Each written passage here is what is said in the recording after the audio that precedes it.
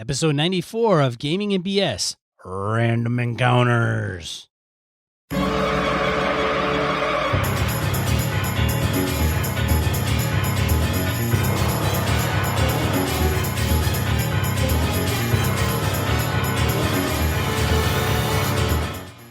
Welcome to Gaming and BS, a RPG tabletop podcast where we talk about tabletop RPGs and other miscellaneous topics of geekery. I'm one of your hosts, Sean. And I'm Brett. Welcome to the show. Welcome back, folks. All right, let's get into announcements, Brett. Let's do that. Okay. What have you got, Sean? Registration for Gamehole is now open as of June 25th. Today, recording is June 27th, or we will drop this on June 28th. So if you haven't registered yet, you can go to GameholeCon.com, sponsor of the show, get your ass to Gamehole. On all that stuff. It's an event in November here in Madison, Wisconsin. Next milestone date for everybody will be July 30th, which will be the VIG event registration opens. So if you are a VIG badge holder, you can register for events as early as July 30. Very nice. Yeah. Also, on top of that, let us know if you're coming to Gamehole Con. I'll have a link in the show notes to a place on our Google Plus forums. Roger Braslet had mentioned, like, hey, we should, like, tell everybody if we're coming or not. And I said, good idea. And then mention where you're coming from. And then if we can, all hook up and meet each other face-to-face at Gamehole, then we can do that. Absolutely. Go get a beer, get a sandwich, hang out. Throw dice at each other. Well, always. That's a given. Right. Cool. And the other one in gaming convention-related news, excuse me, EverCon event submission is open, evercon.org. Go to the running games area and events. You can register your event. You can put a submission in saying, hey, my name's Sean, and I want to run some really kick-ass games up there in January. So, boom, you can get in there and get that rolling. My buddies and I who are we're kind of reorganizing the con. As I've said before, we're going to be at a new location up in the central Wisconsin, Wausau area, and getting some deals set with hotels and some of those other things in the background, but we wanted to get the event submission stuff going. We're working on a couple special guests. I'm hoping we can snag one in particular where we don't have quite the carefree approach that Alex Kammer and some of those guys do at Gamehole. So I got to be a little more stingy than Alex, but I'm hoping we can snag at least one cool person that folks would want to come and see. So anyway, EverCon event submission, as I say, is open. Feel free to check out our website, evercon.org, poke around, sign up, run some games for us. We could really use the help. Yeah, I am. I'm waiting for my people to get back to you, Brett, on that. Thanks. Yeah, that's good because your people are also like the official podcast of the EverCon. So that'd be great. So that'd be cool. Yeah. I was able to pull a few strings, told my other guys on the Gaming and BS network, and they said, well, if you got an in, I guess we could use you. So there we go. There you go. Oh, and episode 100 trivia contest. What the heck episode? Yeah, 94. Good Lord, we're closing in fast. So we'll keep this sucker open until just before episode 100. So go out there and do the thing. It's gamingandbs.com/trivia100. Mm-hmm. Fill in the stuff, see how right you are, see how horribly wrong you are. Regardless, get your stuff in there and get registered for our little drawing. We have 2 people that have submitted info so far. So, hey, if you submit, you will have a 33% chance of winning something. Yeah, exactly. Your odds at this point, are really freaking good that you're going to get something. So that's good. Do it! Exactly. All right. Let's go into Random Encounter, huh? Yes, do that, man. Random Encounter element segment of the show. Fielding emails, voicemails, social media from listeners. We've put down the comments. We'll rapid fire these off, Brett. These are in response to episode 93, which we covered board games and card games. Yeah, it's kind of a cursory, very high level dive into. Sean and I do not have the depth in this area, but it was fun to take a departure from the old RPG perspective. I'll go first. Jason Hobbs. He says, interesting episode. I spent too much time trying to think of another gamer in Maine. And for card games, I like Flux. And I just got Epic Spell Wars. I've heard good things about Epic Spell Wars. Paul Daniel Seaman says, my wife and I have been playing a simple little 2-player game based around competitive quilting called Patchwork.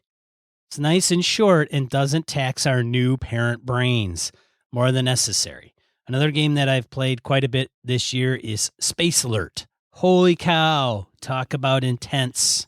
Nice. Congratulations on being new father, Paul. Oh, absolutely. Yes. Congratulations, new parents. That's pretty cool. Yes. Another wee little gamer. Right. And Matt Martinez writes, okay, first off, Sean Kelly, you're full of crap about euchre. I've seen people. Goddamn, Matt. Matt Martinez is he's a savvy dude, so we'll have to take this. This is gospel here. I've seen people take at least 3 tricks using super crappy hands based entirely on knowing just in which order to play those cards. Well, I'm unfortunate not to be one of those people. I played a ton of euchre in high school, so I got to see the type of strategy that can go into the game. One of my favorite card games is Sentinels of the Multiverse, which I know I posted about here before. It does an excellent job of emulating the superhero genre in a way that other super games can't quite manage. I've also played Marvel Legendary, which is a good game, but doesn't really give you the feeling that you're playing a superhero. Fantasy Flight's Lovecraft games, I've played Arkham Horror, Elder Sign, and Mansions of Madness. Those are all good. I have played all 3 of those. Those are fun. Mansions is a lot of fun in that it's kind of splits the difference between a board game and RPG. He's absolutely right. The setup is kind of similar to Betrayal House of the Hill, which I also love, except that it requires one person to be a keeper and run the scenario. Also, there are far fewer scenarios in the main game than there are in Betrayal. However, there are more expansions for Mansions. Like Arkham Horror, Mansions of Madness can take a long time to play, especially if you're not familiar with the rules. My second session took about 8 hours.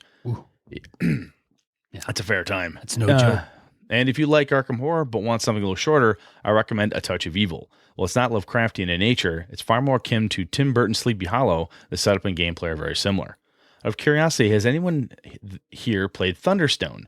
I really like the look of the art, and I've been interested in playing a D&D-esque fantasy deck builder. Unfortunately, it's out of print, but our friendly local gaming store has a copy of the starter set. I have not played Thunderstone. Sean, have you? I have not played You've been Thunderstone.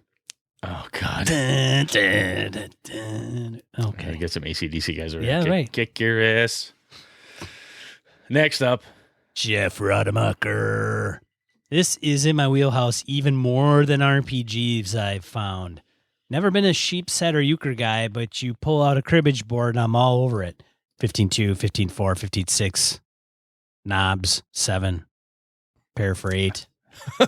Keep going. Run of 3. Anyways, one thing to consider for those RPG fans who can't stand board games is that there are a lot of games now that are RPGs in a box. Mice and Mystics, Star Wars Imperial Assault, and Zombicide Black Plague have campaigns and characters that you can invest in. It's worth checking out. Absolutely. Also, there is a new set of legacy games that are intended to be one playthrough, but there is a campaign deck that you go through that fundamentally changes the game. The biggest one is Pandemic Legacy. And I think there's Risk Legacy as well. And you can write on labels and you stick them on the board. I mean, it's... Wow, okay. Yeah, it's pretty once and done. Wow. You'd only get up to 24 plays of the game for Pandemic Legacy, says. But in that time, you're tearing up cards, putting stickers on the board, and altering the map based on your collective decisions. Love it. Very cool. Mice and Mystics, I can absolutely. I have played that with my kids, and that's a damn fun game. Jim Fitzpatrick, he says, I was surprised that the Pathfinder card game didn't get a mention in the episode. Oh, miss on our part, Jim. Oh. It's a gigantic pain in the ass to set up if you use the physical game, but the app is fantastic. Do it! Oh, shit, my bad. I didn't mean to. Apparently we're supposed to set it up now. I was like paging through something and I inadvertently hit that. Sorry about that, Brett. If you're at all familiar with the Pathfinder universe, you have an anchor to the game. A little bit of deck building, a little bit of dice, solo mode, and co-op. It's got a lot going for it. Sean, be strong in your anti-euchre stance, brother. Most overrated game ever. Oh, my God. Thank you, Jim. Could get a little bit more going here. Anyway, finally, I would totally watch a live episode recording at a con if there was a meet and greet with Wayne and Gus after, Gus, it's time for the meet and greet. Wake up! Nice. Joe Pretty Quick Swick says, is any other BSer a fan of Castle Panic? While I've picked up both expansions, I've only used the Wizard's Tower expansion so far. Elder Sign is a fantastic game, and the Unseen Forces expansion is a great addition to the base game. Have you done that, Brett? I have not played Castle Panic. I almost picked it up. I was looking for board games. I got Small World instead of Castle Panic. Last time I was at I'm Bored here in Madison, one of the local game stores here. I picked up Small World and an expansion for it, but I have not played Castle Panic. I should grab it. It's supposed to be a damn fun. I just haven't yet to do so. That's what I call my house. Castle Panic. especially when like the dog's crapping on the floor, the cat's puking upstairs. It turns into Castle Panic. There you go. All right, let's get into the main topic, shall we? Let's do it, man.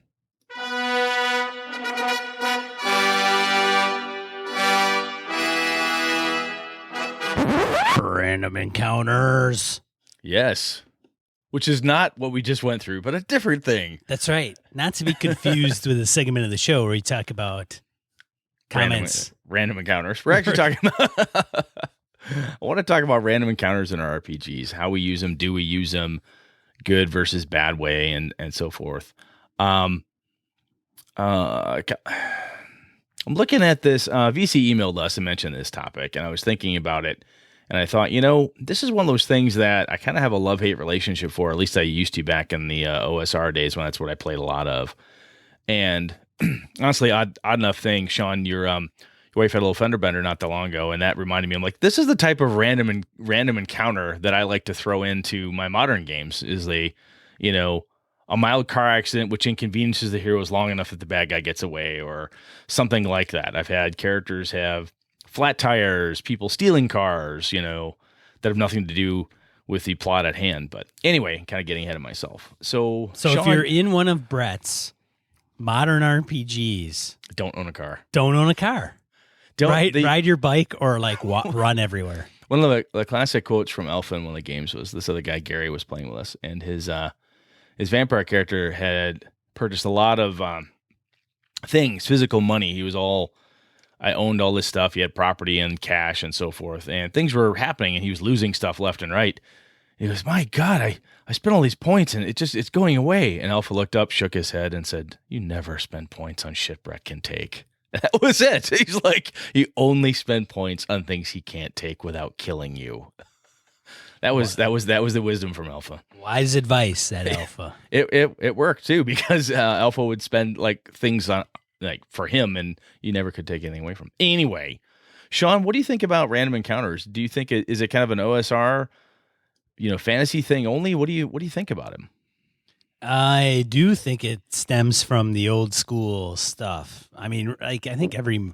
Yeah, but do you like them? Do you see them as kind of a throwback that kind of they're out there, but who uses that shit? I mean, what do you use them? I look back upon them with quite a fondness, because I remember going through... My dog is scratching himself, and it's coming through my ceiling of my basement. It's driving me crazy. Random encounter. It is a random noise upstairs. Distract Sean. I'm listening. I roll for hear noise. Listen. Yeah, hear noise, and I got my freaking dog going whap whap whap.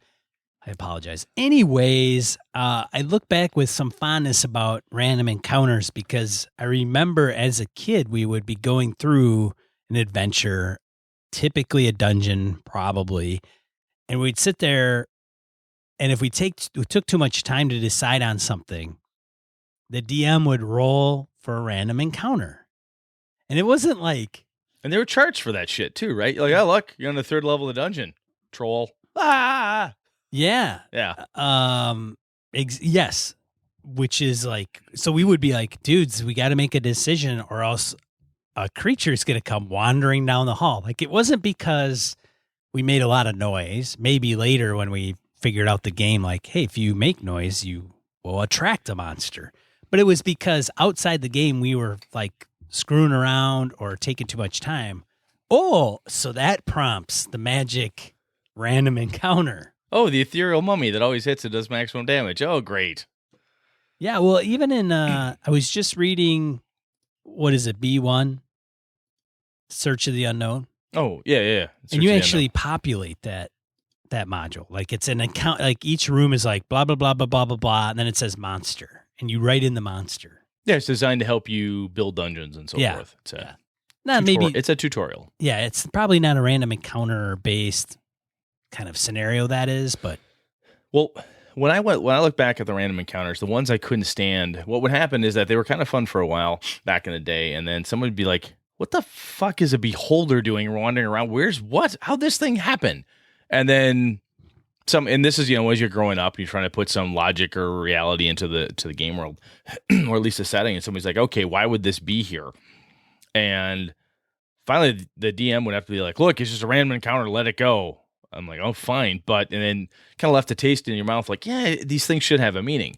And then I remember I was reading it's a Forgotten Realms Under Illifarn. It's a 0 level adventure where you make your way up, and all the random encounters in there have there's like 5 trolls, 6 of this or whatever, and each description for those is a blurb saying this is why they're here and this is what they're doing. Oh, and if you've done this other encounter, this only happens once. Don't worry about it, or whatever. Some parameters in which you would use it, and some of my and I didn't know how that was so I got used to doing that in a fantasy game, right? If you're out in the desert and you want to beat the crap out of the players, you have a Behir or a blue dragon or something crazy come swooping along. It's just on a hunt. Oh my God, it's there, and it flies off. Like, well, they live out here. These things happen. Same with forests and dungeons and so on. Then when I started playing modern games, especially Vampire the Masquerade, back when I did that heavy, one of my favorite bits of the Chicago by Night, the first book, the first edition of it, was in the back. It had a number of things, basically random encounters. It had, like, if you're here at this part of Chicago, that part of Chicago, and then it had like a weird non sequitur type of thing, like just oddness that could happen.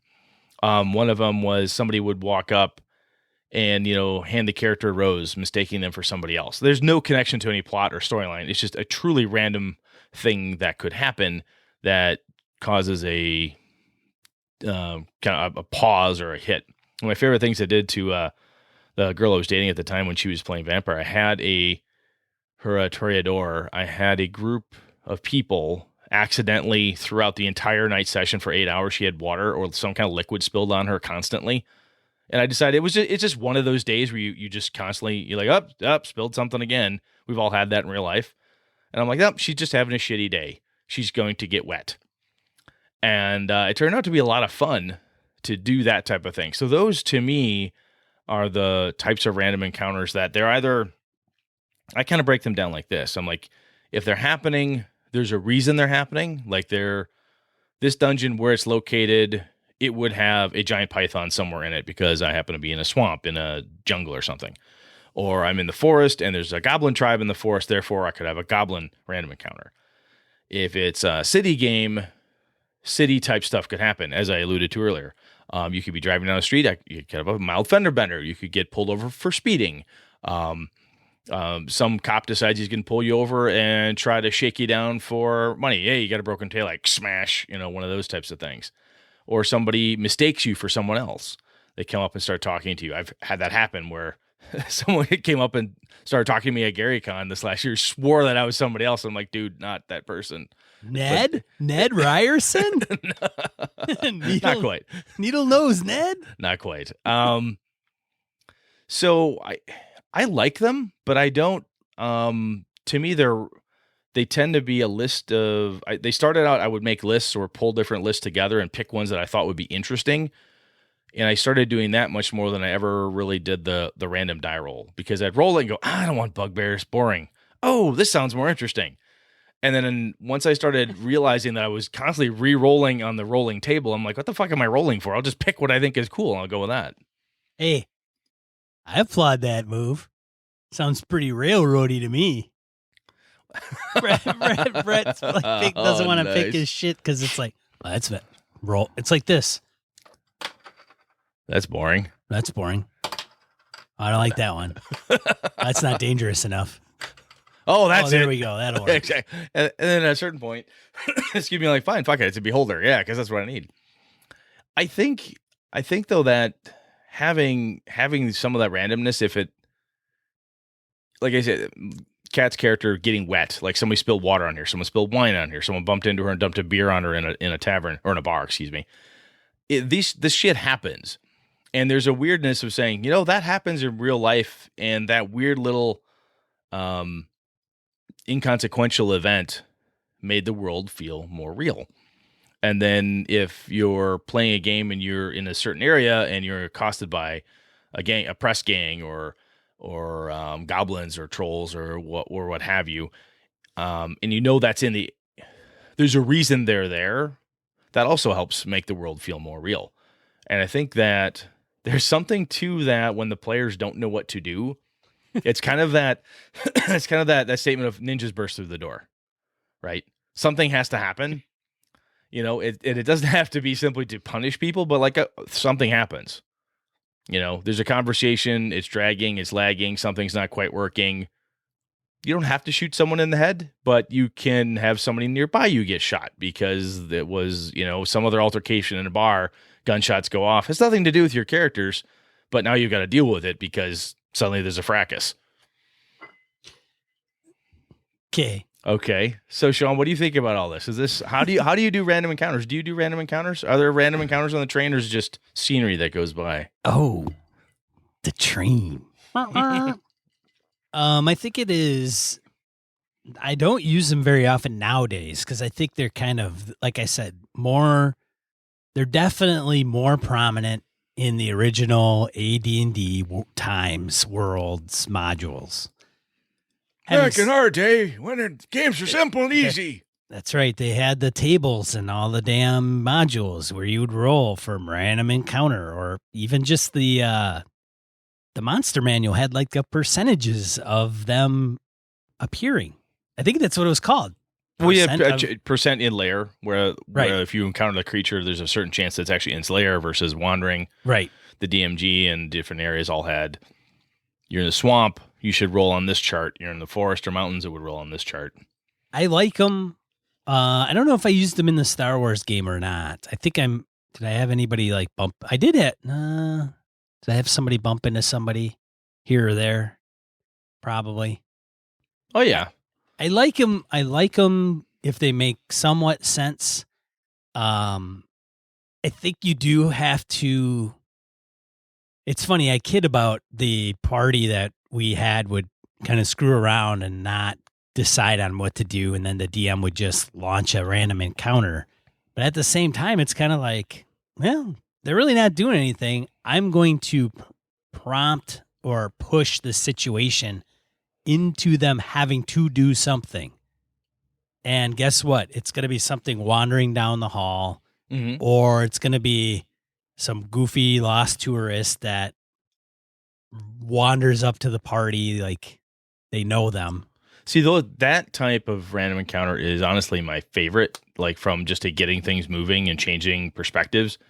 Combat can, excuse me, especially, how do I do this? When I read the old D&D ones, like, oh, it's a troll, it's 5 bugbears, it's 1d6 carrion crawlers, happen to be whatever. But every once in a while, you'd read one, which I thought was more fun, which would be the concept of, oh, someone's spilling water on you, or a mistaken identity. Or, drunk takes you for his best friend and insists on hanging around you. Those types of things to me, elicit more role-playing. It gets people to do stuff. What do you do? This guy, hey, Sean, I love you, man. This is so cool to see you. Like, dude, you got a totally different Sean. No, he's such a name, Sean. You're like my friend, man. It's not me, dude. Yeah. Whatever. It's all, and it goes. You gotta get this guy out of here, man. Get out of here, dude. And not only do you want him out of there, but you're like, I'm going to fucking stake out. Why is this guy get this drunk ass off me? Everyone's drawing attention to me. He's fumbling at me. He's going to see the badge and the gun I've got hidden in my coat here. Get off, go, go. Those kind of encounters, it's not combat oriented. It's inconvenient. It's a talky role play type encounter, and it spawns other actions, right? If you're being watched and it can prompt the characters into action. As I said, I used to do this in Vampire because Vampire always took place in large cities, where in Chicago they'd be in a tavern or a bar or a nightclub, especially a nightclub, something be going on, and someone would OD right next to them. And people are like, oh my God, she's ODing. And people would start to panic, and you're standing right there. And so the crowd's moving, bouncers are coming, move aside. People are shoving people. And the dude you were watching or trying to shadow, he or she turns around and sees your character and goes, oh, fuck, she just saw me.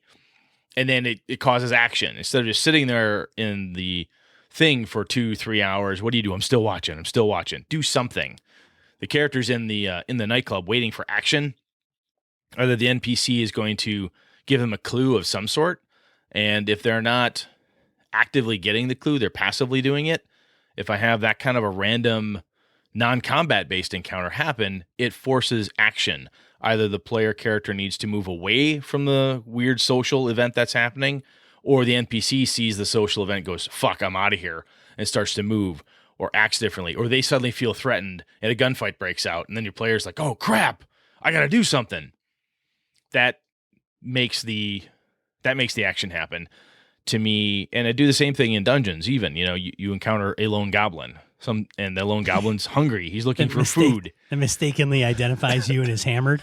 No, maybe you never know. Fighter, hey fighter, I know you, man. So my Avalon Get game. out of here, goblin.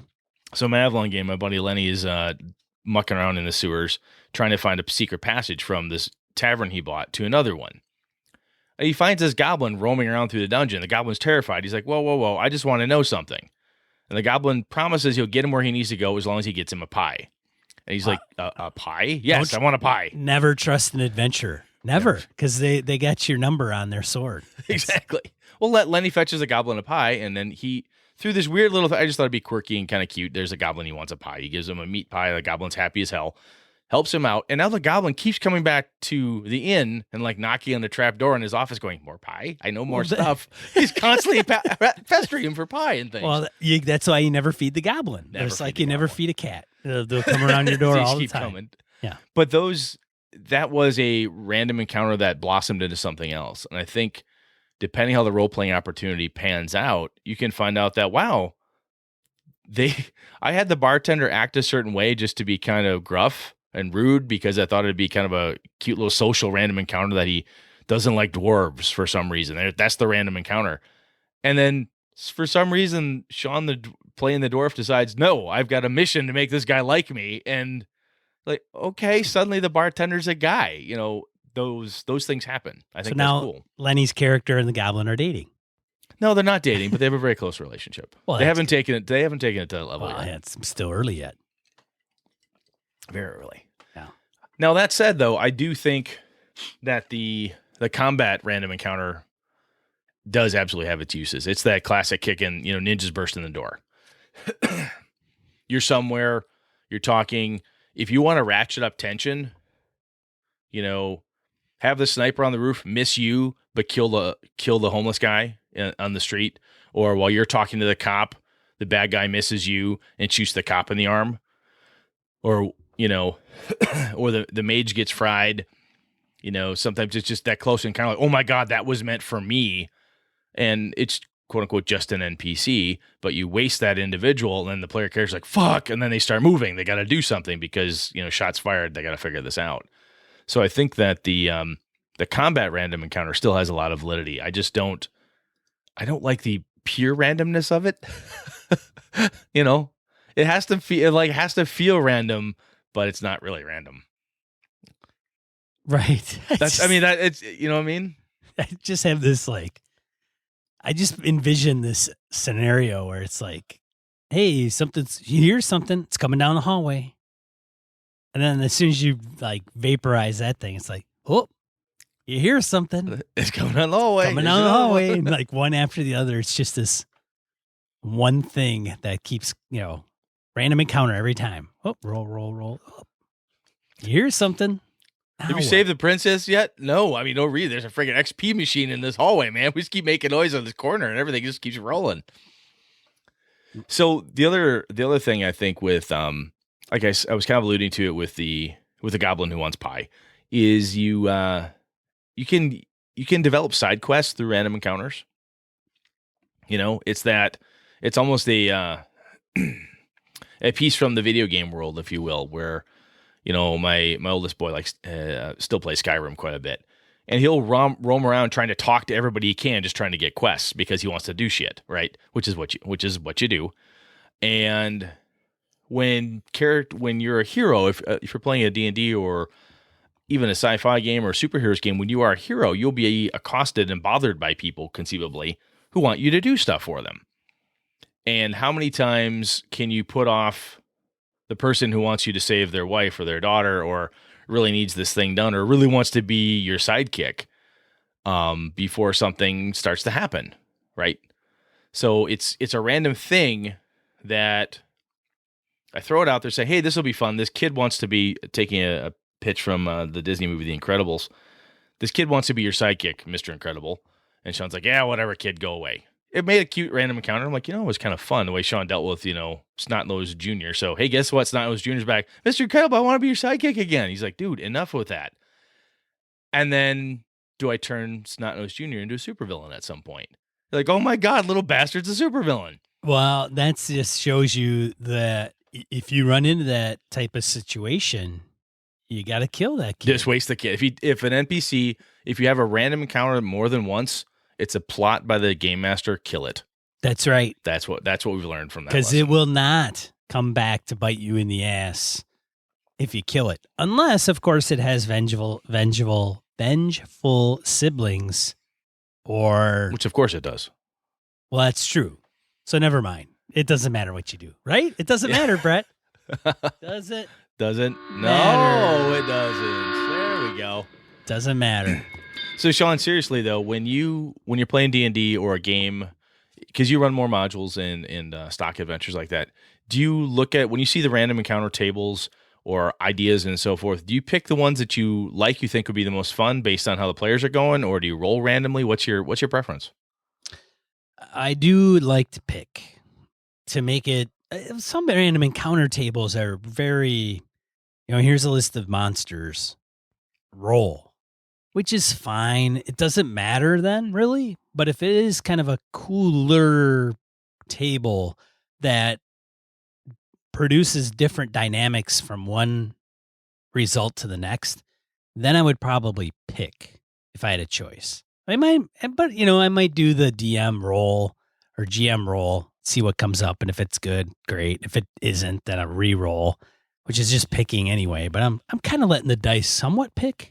Have you ever done the let the players roll on the random table? We have in the past. I mean, I've played in games with GMs that have done that. We're like, hey, give me a roll. And you're like, oh shit, what's that for? What do you need? Percentile. Is high good or low good? Like, I don't know. You tell me. Okay. 98. And then it's like, whatever. See, Matt Colville, I was watching his YouTube channel around running D&D, and he was talking about how he always has his players roll on the random counter charts, or he has the players roll on charts. Yeah, I like that because it's like, you guys are, hey, don't blame me. You're rolling this shit. Now, the fun thing, of course, is that you're the one with the chart, right?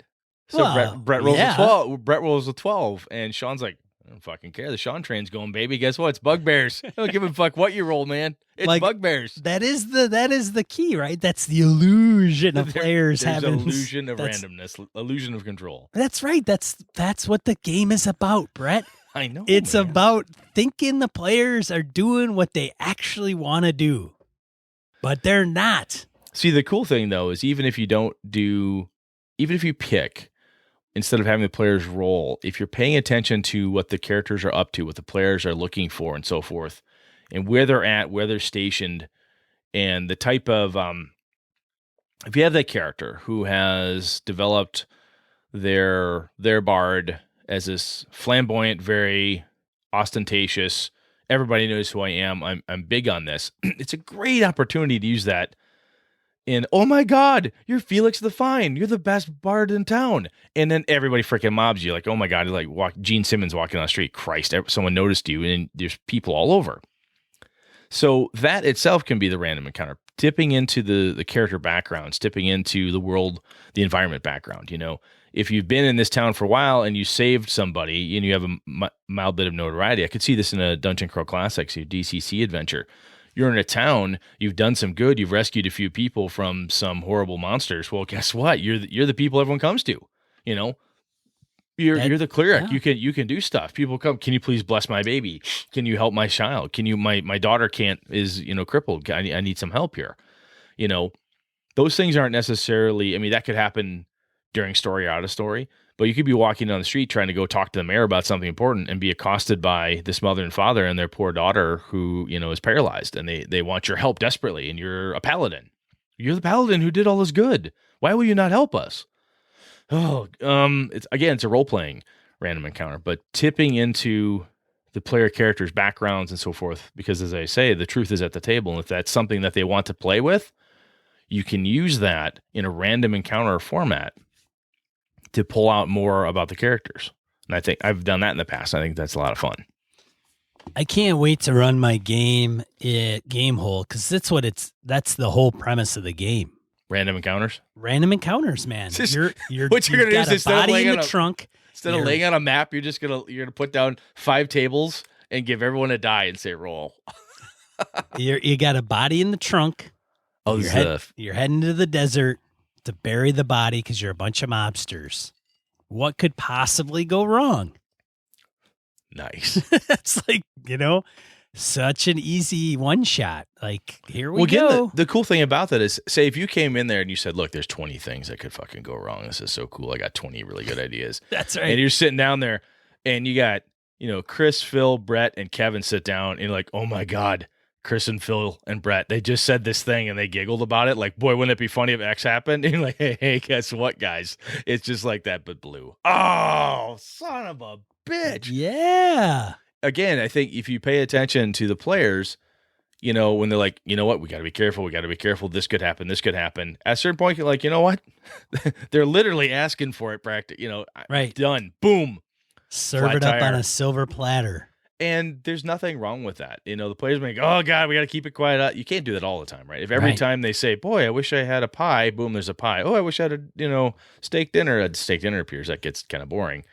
You're a DM, you're a game master, not a concierge, But when they're feeding you, even if the game system doesn't have a mechanic for invoking that type of thing, you can read the table, see who's doing what, see who's interested in what, and start feeding it to them.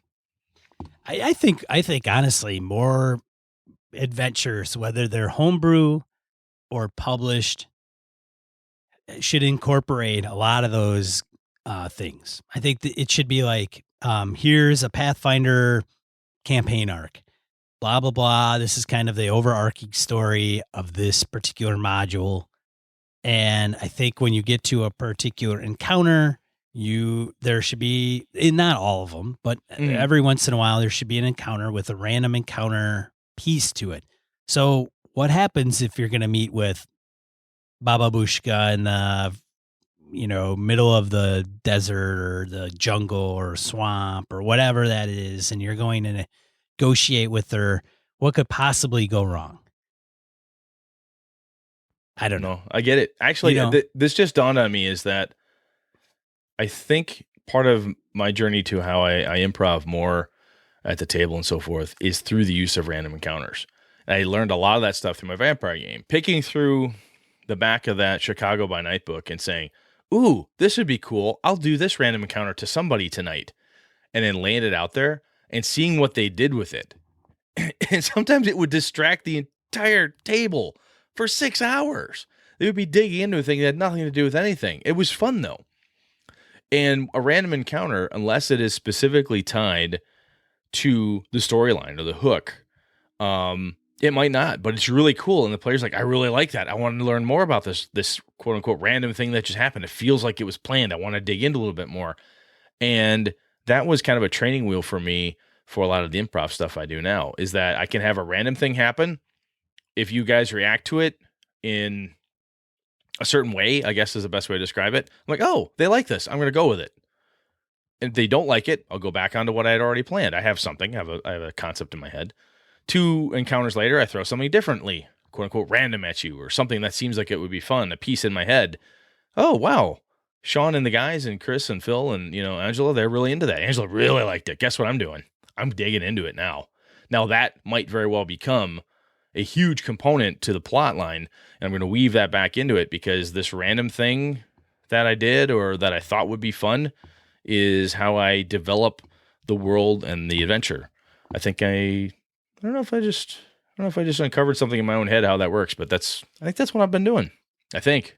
Well, and sometimes somebody may argue. So I can hear somebody argue like, well, then it's not random. And I say, well, maybe it's not.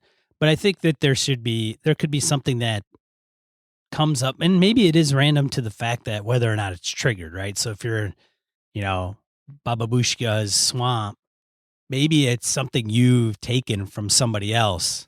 It's probably not, maybe it's not even written in the module. Like you killed a group of bandits and you pull something off of them. You have it. And then when you're talking to her, you pull out something to give to her, and she sees it. And she sees it, and it falls on the ground. Something along those lines. Then what does that create? Maybe it's from somebody that she knew. Maybe it's something she wants. I'll tell you, in certain games, like an OSR game or a DCC, which has this OSR feel, there is something that is really cool with a purely random table. That's how the combat. That to me, sometimes they're combat driven. That's a little more fun for the purely random ones. And that's in, you're behind enemy lines and you're sneaking through an orc encampment and having a series of things that like this stuff could happen. Or I'm in the troll moors and guess what?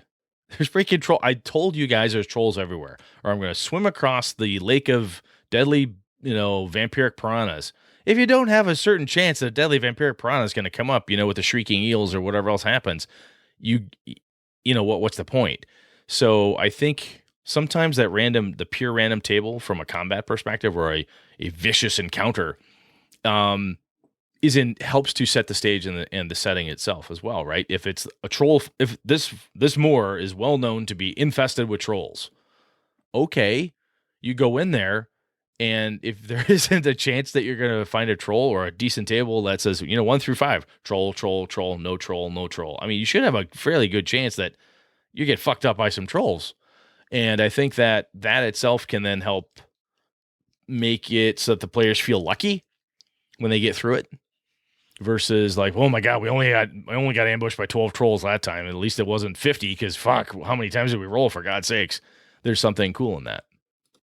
Yeah, and I think sometimes they can mess with players too, right? So, say, for example, you're playing in a modern RPG. You go to the Casino Royale.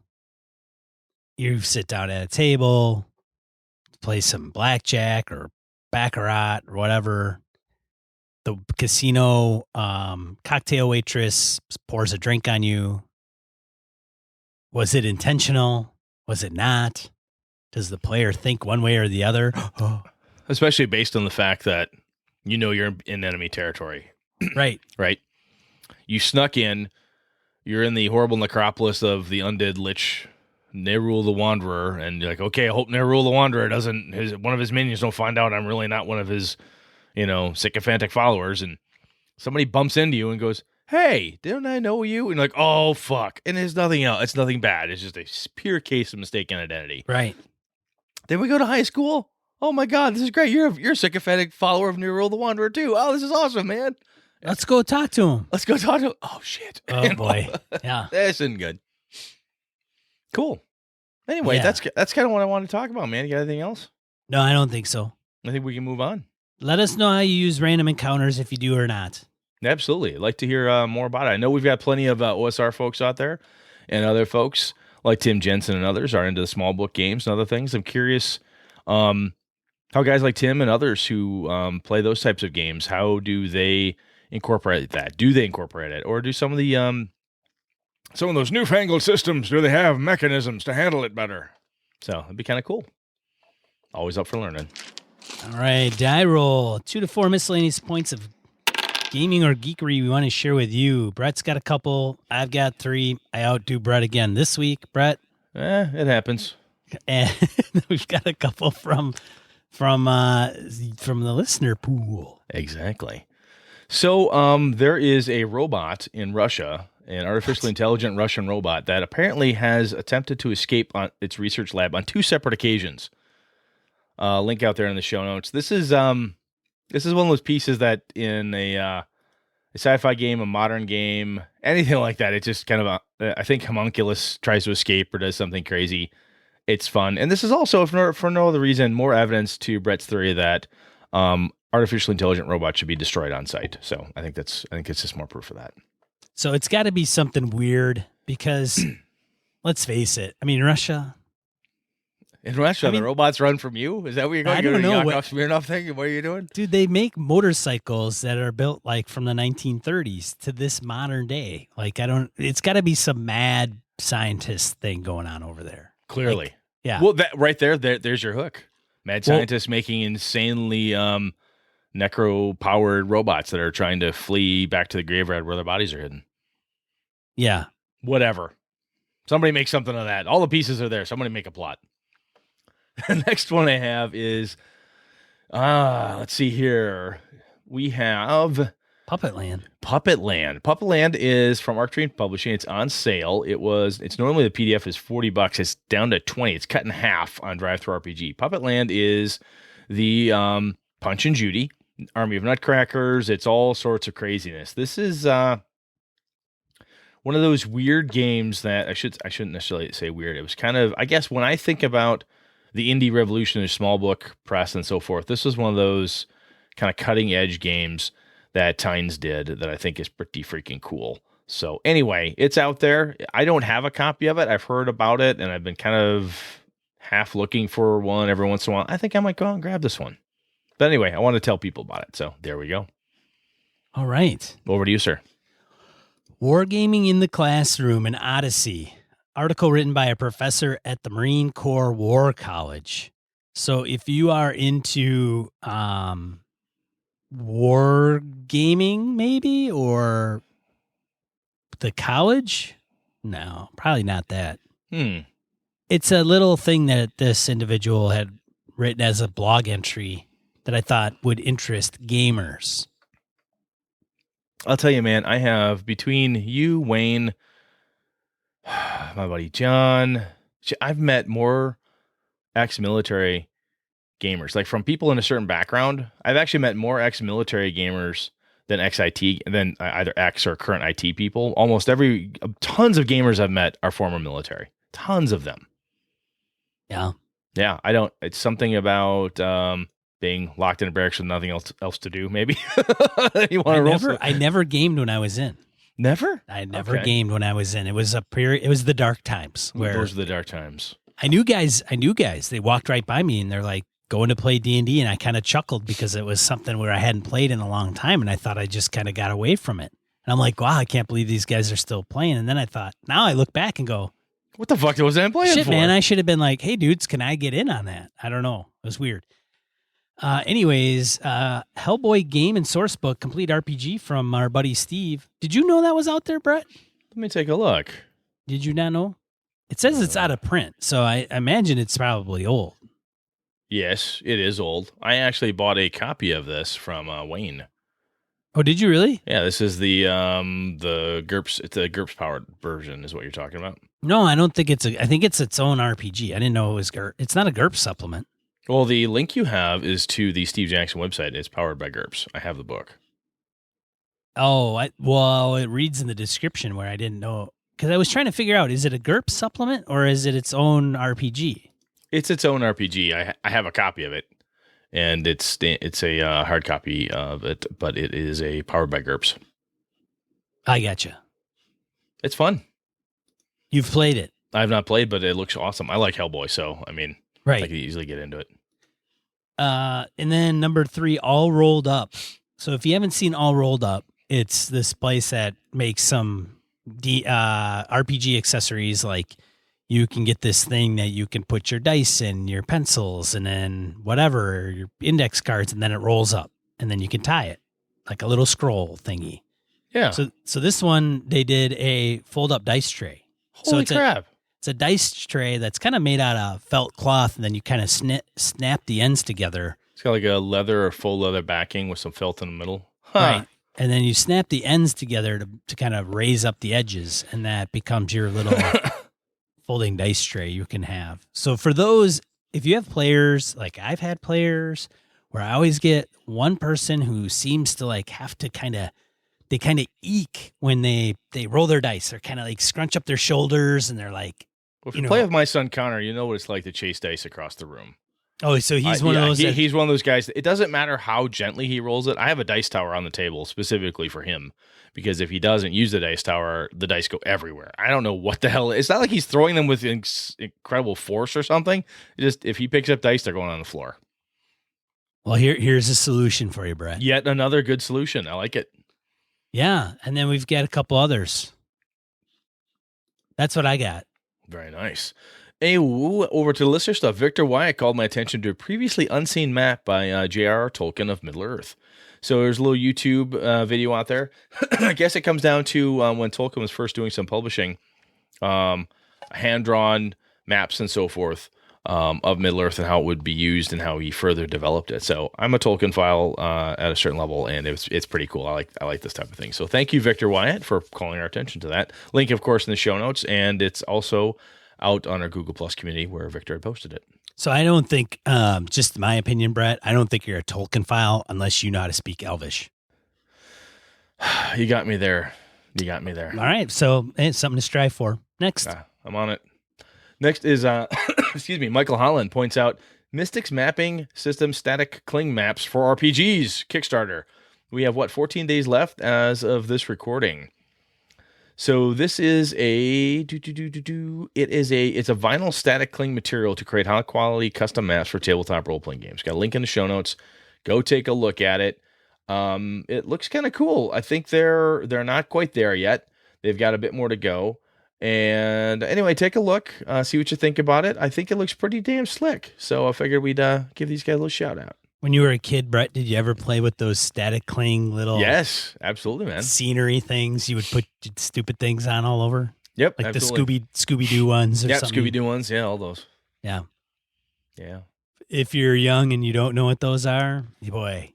If you're young and you don't know what they are, you need to get in on this Kickstarter so you can enjoy the things that Sean and I did when we were younger. There you go. Absolutely.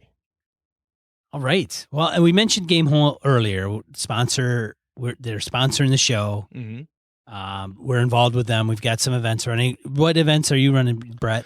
I have, I have a MERP, a Middle-earth role-playing game, one that's going on there, and I also have a Warhammer Fantasy Roleplay First Edition that I'll be running. Sweet. I will be running Savage Worlds, Forget About It, and a Force 5 from Alderaan using the Fantasy Flight games, Age of Rebellion rules, crossing it over a little bit with the Inglourious Bastards kind of approach to Star Wars. Nice. That'll be fun. And depending what's going on, we've got a couple seminars to catch, and Sean and I will be roaming around. We, if you're under our banner, we've got some Gaming BS tables we should hopefully be able to have. And if we've got free space and we've got time, I plan to maybe pack a board game or two, sit down with folks. Maybe we might do some kind of off-grid stuff there too. You never know. So it's going to be fun. It's going to be a hell of a good time. I got plenty of vacation time set aside for it. I got the Thursday. I am taking the Monday off this time. Last year, I did not take the Monday off. I had to go right to work. That was fucking stupid. I'm not doing that again. I'm too old for that shit. I need that day to recover. See, you can teach an old dog new tricks. You can. I listen. The older dog of Sean taught me that, hey, young pup, here's a thing you do. I have wisdom. You have wisdom. Yes. So get your ass to Gamehole Con. Go to gameholecon.com. and register and check that out and sign up for their newsletter so you can get updates on when stuff's going on. And after Gamehole, don't forget we got EverCon in January. And EverCon in January. This show brought to you by patrons like Joe Swick, Kevin Lovecraft, Steve Day, Old School DM, Christian Sexy Voice Serrano, Jeff Rademacher, Forrest Aguirre, Misdirected Mark, Brett's Biggest Fan, Mark Anthony Benedetti, Tony Baker, Palladian, Corey Wynn, Bruce Cunnington, Eric Jepson, Andy Hall, Sean Nicholson, Tim Jensen, Chris Steele, The Knights of the Night Crew, Jason the Beard Blaylock, Remy Bilodeau, Jason Hobbs, Mark Tasaka, Mirko Froelich, Wayne Lumrunner Humfleet, and James Carpio, not Caprio. We want to welcome James as the new Patreon, who we have met at Gary Con. Yep. James is awesome. He's a lot of fun. And James has done some publishing, and he's worked for TSR Games, I think is what he's doing now. And I think he has his own podcast as well, which the name escapes me. But thanks, James, for the support. Consider becoming a patron of the show at gamingnbs.com/Patreon for the cost of a moderately priced coffee a month. Well, one coffee period. You can support the show for an entire month. Yeah. Thanks for joining us next week. What are we talking about next week, Brett? We're going to talk about fronts and campaign construction. We're going to delve into that a little bit. See how far we get. Like Weatherman. Yes, like Weatherman. Like cold front. Warm front. This is what I deal with. I'm just telling people. If you haven't guessed it, this is how this goes.